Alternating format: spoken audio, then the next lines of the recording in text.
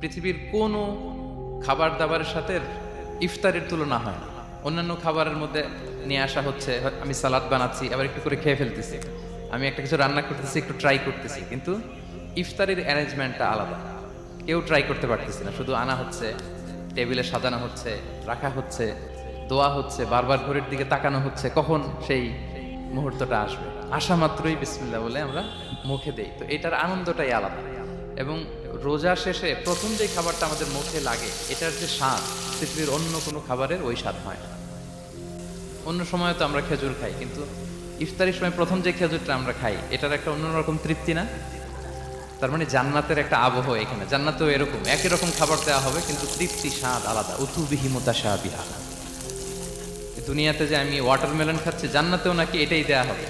তো মানুষ প্রশ্ন করবে যে আল্লাহ, এটা তো আমরা খেয়েছি, এটা কেন? আল্লাহ বলে এটা খেয়ে দেখো, এটা ওই রকম না, এটা তৃপ্তি